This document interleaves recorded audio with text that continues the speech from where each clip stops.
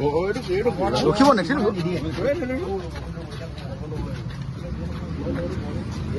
কম পাছত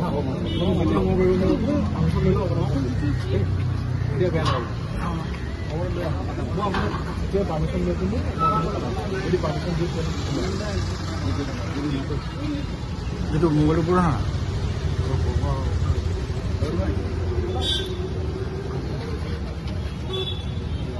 এটা ল'ব ইণ্টাৰভিউ এটা লৈ লওঁ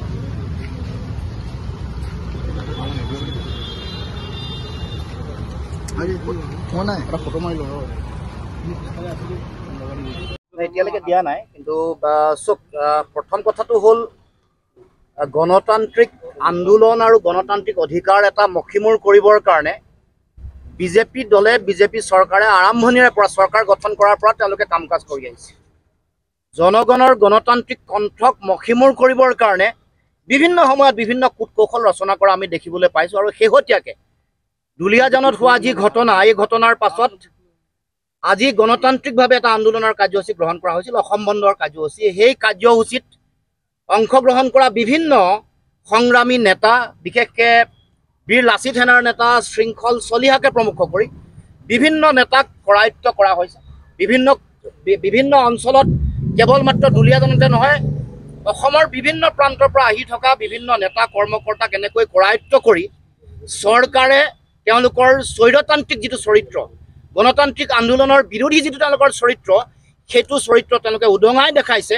আমি স্পষ্টকৈ আমি চৰকাৰক ক'ব খোজোঁ যে তেওঁলোকৰ অগণতান্ত্ৰিক ফেচিষ্ট স্বৈৰতান্ত্ৰিক যি মানসিকতা আছে এইটো বন্ধ হ'ব লাগিব আৰু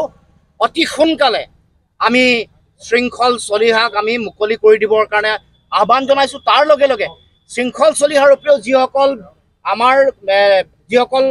কৰ্মকৰ্তা যিসকল নেতা যিসকলক ইতিমধ্যে কৰায়ত্ব কৰিছে সকলোকে মুকলি কৰি দিবৰ কাৰণে আমি দাবী উত্থাপন কৰিছোঁ থলগিৰি ভূমিপুত্ৰ মানুহৰ অধিকাৰ মাটি ভেটিৰ ৰক্ষা ভাষা কৃষ্টি সংস্কৃতিৰ ৰক্ষাৰ কাৰণে আমি আৰম্ভণিৰ পৰা দীৰ্ঘদিন ধৰি আমি সংগ্ৰাম অব্যাহত ৰাখিছোঁ আৰু সেইকাৰণে অসম চুক্তিৰ 6 নম্বৰ দফাৰ আধাৰত আমি যি প্ৰতিবেদন প্ৰস্তুত কৰিছিলোঁ সেই প্ৰতিবেদনত ৰাজনৈতিক অধিকাৰ সুৰক্ষিত কৰা মাটি ভেটি ৰক্ষা কৰা সম্পদৰ ওপৰত অধিকাৰ ৰক্ষা কৰা থলুৱা ব্যৱসায় বাণিজ্য সকলো ৰক্ষা কৰাৰ কাৰণে সুৰক্ষিত ভৱিষ্যতৰ কাৰণে তাত বিধি আছে কিন্তু আমি দেখিছোঁ যে কেন্দ্ৰীয় চৰকাৰে বা ৰাজ্য চৰকাৰে এই প্ৰতিবেদনখন কাৰ্যকৰী কৰিবৰ কাৰণে ব্যৱস্থা গ্ৰহণ কৰা নাই গতিকে আজিও আমি পুনৰ ক'ব খুজিছোঁ আমাৰ অধিকাৰ ৰক্ষা কৰিবৰ কাৰণে বা অসমৰ খিলঞ্জীয়া থলগিৰি ভূমিপুত্ৰ মানুহৰ অধিকাৰ ৰক্ষা কৰিবৰ কাৰণে চৰকাৰে যিটো গণতান্ত্ৰিক আৰু জাতীয় দায়িত্ব আছে এই দায়িত্ব পালন কৰিবই লাগিব আৰু এই গোটেই বিষয়টোক লৈ আমি দেখিছোঁ যে চৰকাৰী যন্ত্ৰৰ ফালৰ পৰা মুখ্যমন্ত্ৰীৰ ফালৰ পৰা এটা ৰাজনৈতিক ষড়যন্ত্ৰ ৰচনা কৰা হৈছে প্ৰথমতে ক'লে যে যেতিয়া তেওঁলোকে হেণ্ডকাফ মানে মুখ্যমন্ত্ৰীৰ নিৰ্দেশনা নহ'লে কোনোবাই হেণ্ডকাফ লগোৱাকৈ নলগোৱাকৈ থাকিব নোৱাৰে মানে মুখ্যমন্ত্ৰীৰ নিৰ্দেশনা নহ'লে কোনেও হেণ্ডকাফ লগাবলৈ সাহস নকৰে গতিকে মুখ্যমন্ত্ৰীৰ নিৰ্দেশনাতে কামটো হৈছে হোৱাৰ পাছত যেতিয়া দেখিলে যে জনগণৰ আৱেগ বা জনগণৰ যিটো আইন সিদ্ধ যিটো কথা ৰাইজে ক'লে যে এইটো আইন সিদ্ধ কথা হোৱা নাই উচ্চতম ন্যায়ালয়ৰ নিৰ্দেশনা উলংঘন কৰা হৈছে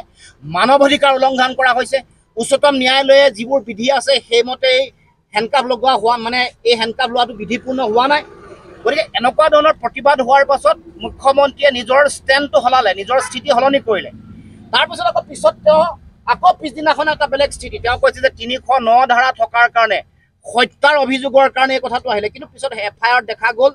যে যিগৰাকী ব্যক্তিৰ নাম আহিছে শংকৰজ্যোতি বৰা তেওঁলোকৰ নাম নাই তেওঁলোকৰ নামত তেনেকুৱা ধৰণৰ কোনো ধৰণৰ মানে FIR দিয়া নাই বা 309 এই ধাৰাটো ইয়াত সংলগ্ন হৈ থকা নাই এই গোটেই কথা বতৰাবোৰৰ মাজত এটা আমি ৰাজনৈতিক ষড়যন্ত্ৰৰ গুণ পাইছোঁ আৰু কোনোবা ইয়াৰ পৰা এই গোটেই ঘটনাটোক লৈ ৰাজনৈতিক মুনাফা আদায় কৰিবৰ কাৰণে এফালে মানুহৰ মাজত বিভাজন মানুহৰ মাজত সংকীৰ্ণতা সৃষ্টি কৰা আনফালে চৰকাৰে আকৌ খিলঞ্জীয়া মানুহক তেওঁলোকৰ অধিকাৰো তেওঁলোকে নিশ্চিত নকৰে গতিকে এই দুই ধৰণৰ দুফালে তেওঁলোকৰ লাভ হোৱাৰ খেলটো চৰকাৰে বা মুখ্যমন্ত্ৰীয়ে খেলিব খুজিছে গতিকে আমি এই গোটেই কথা বতৰাবোৰ অসমৰ ৰাইজে যাতে নিৰ্মূলভাৱে বিশ্লেষণ কৰে আৰু আমাৰ নিজৰ সুৰক্ষিত ভৱিষ্যতৰ কাৰণে আমাৰ অধিকাৰ সুৰক্ষিত কৰিবৰ কাৰণে যাতে আমি সকলোৱে আহি থাকিব লগা দিনসমূহত দৃঢ়স্থিতি গ্ৰহণ কৰোঁ আৰু আমি প্ৰশাসন যন্ত্ৰক আমি ক'ব খোজোঁ যে আইন হাতত তুলি ল'বলৈ চেষ্টা নকৰিব অসমত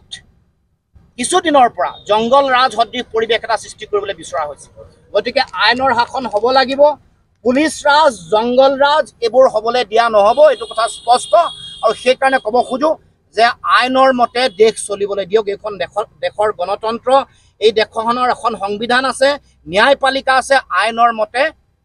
অসমত বা ভাৰতবৰ্ষত শাসন হ'বলৈ। ভিডিঅ' আহিছে, নতুন ধৰণৰ ব্যৱসায়িক সংঘাতৰ কথা আহিছে দুটা গ্ৰুপৰ মাজত। গোটেই বিষয়টো এটা নতুন ধৰণৰ মূৰ আকৌ লৈছে। গতিকে এই গোটেই কথা বতৰাবোৰ গোটেই তন্নকে পৰীক্ষা নিৰীক্ষা নকৰাকৈ এটা সুপৰিকল্পিত এটা ৰাজনৈতিক ষড়যন্ত্ৰ, এটা ৰাজনৈতিকভাৱে মুনাফা লোৱাৰ এটা ষড়যন্ত্ৰত লিপ্ত হোৱাৰ আমি এটা উমান পাইছোঁ বা আইডিয়া পাইছোঁ। গতিকে যিসকল ইয়াৰ লগত জড়িত সকলো তদন্ত হ'ব লাগে, তদন্তত যি দোষী শাস্তি প্ৰদান কৰিব লাগে। কোনে এই কথা সংঘটিত হ'ল? মানুহৰ মাজত এনেকুৱা ধৰণৰ সংঘাত সৃষ্টি কৰা কথা, মানুহৰ মাজত এটা গোষ্ঠী সংঘৰ্ষৰ এটা পৰিৱেশ তৈয়াৰ কৰাৰ যিবোৰ কথা বতৰা, এইবোৰ যিসকল দোষী, যিসকলে প্ৰৰোচনা কৰিছে, প্ৰত্যেককে কৰায়ত্ব কৰিব লাগিব, শাস্তি বিহিব লাগিব।